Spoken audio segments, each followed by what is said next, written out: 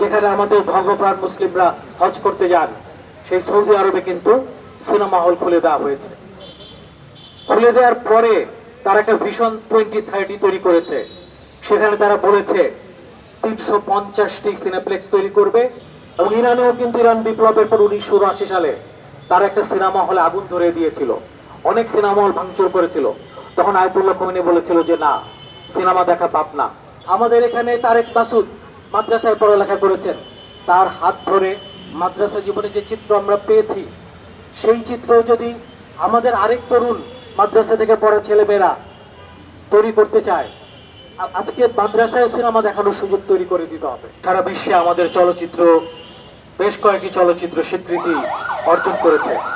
আজকেও দেখলাম আলী যে ছবিটি তৈরি হয়েছে, সেটি একটি চলচ্চিত্র উৎসবে তারা সম্মানিত হয়েছে।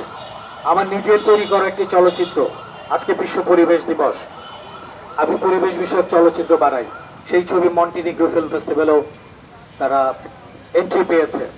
তো যখন আমাদের ছবিগুলো সারা বিশ্বের মানুষ দেখার সুযোগ পাচ্ছে, সেই রকম সময় আমরা আমাদের দেশের মানুষের জেলা উপজেলায় প্রত্যন্ত অঞ্চলে দেখানোর ক্ষেত্রে নানা রকম প্রতিবন্ধকতার মুখোমুখি হচ্ছি। এবং এই যখন মুখোমুখি হচ্ছি, তখন কিন্তু একটা সময়, যে সময় আমরা কিন্তু প্রত্যাশা করছি যে একটা নতুন সরকার এসেছে, অনেক লড়াই সংগ্রামের মধ্যে দিয়ে এই সরকার এসেছে মানুষের মুক্ত চিন্তার প্রকাশের অঙ্গীকার নিয়ে। তো আমরা তাদের কাছে যেমন একটা প্রত্যাশা আছে, তার সাথে সাথে আমাদের সমাজে অনেক রকম মানুষ আছে, সেই মানুষদের মধ্যে আমাদের আলেম সমাজ যারা আছে, তাদের অনেকেই আমি বলবো যে তারা অনেক ক্ষেত্রে হয়তো তারা সঠিক তথ্য পাচ্ছেন না বলেই আজকে সিনেমা দেখাকে তারা পাপ মনে করছেন। অথচ আমি যদি দু একটা তথ্য আপনাদের সামনে হাজির করি, 2018 সালে প্রায় 35 বছর পর যেখানে আমাদের ধর্মপ্রাণ মুসলিমরা হজ করতে যান, সেই সৌদি আরবে কিন্তু সিনেমা হল খুলে দেওয়া হয়েছে। খুলে দেওয়ার পরে তারা একটা ভিশন 2030 তৈরি করেছে।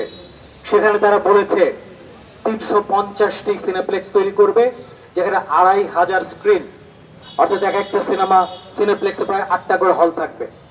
তাহলে যখন সৌদি আরবে এরকম একটা উদ্যোগ নেওয়া হচ্ছে, আর এখানে আমাদের দেশে আমরা দেখতে পাচ্ছি যে ব্রাহ্মণবাড়িয়া এই ধরনের একটা ঘটনা ঘটছে।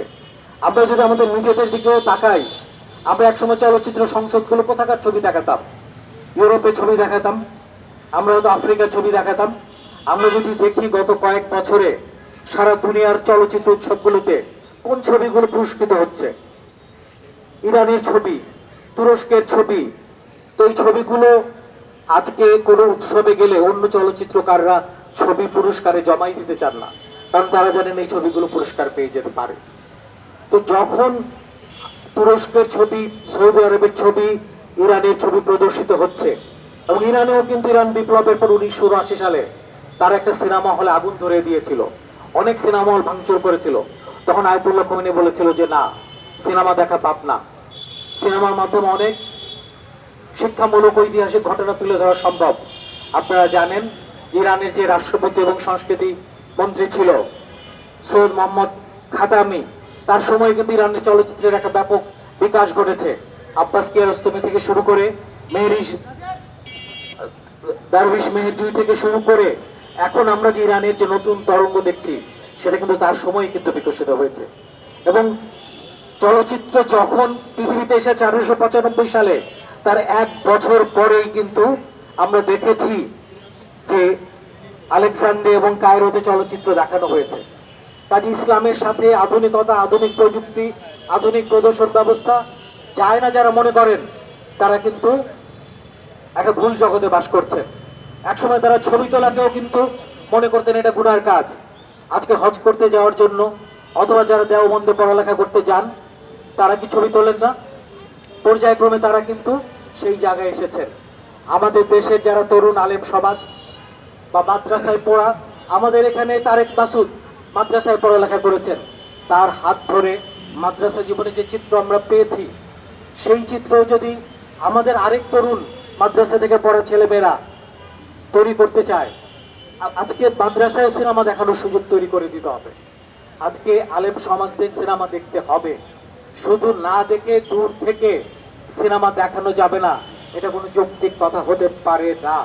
তো আমি একদিকে যেমন সরকারের কাছে আহ্বান জানাবো, এদেশের চলচ্চিত্র সংসদগুলোকে, এদেশের চলচ্চিত্র সংগঠনগুলোকে বিকশিত করার জন্য, সারা দেশে আমাদের ছবিগুলো প্রদর্শনের জন্য একটা অবাধ উন্মুক্ত পরিবেশ তৈরি করা, তাদেরকে আর্থিক সহায়তা করা। সামনে বাজেট আসছে, সেই বাজেটে আমাদের সাংস্কৃতিক কর্মকাণ্ডের জন্য বাজেট বরাদ্দ রাখা, এবং স্কুল, কলেজ, বিশ্ববিদ্যালয়, পাড়া, মহল্লা, জেলা, উপজেলা এবং আমাদের এই শহরে একটা জাতীয় চলচ্চিত্র কেন্দ্র গড়ে তোলা দরকার। তো সেই আকাঙ্ক্ষা আমি ব্যক্ত করি, এবং আমি ব্যক্তিগতভাবে মনে করি আজকে যারা ব্রাহ্মণবাড়িয়ায় বনলতা এক্সপ্রেস দেখার বিরোধিতা করেছেন, আমি নিশ্চিত তাদের মধ্যে শুভবুদ্ধির উদয় হবে।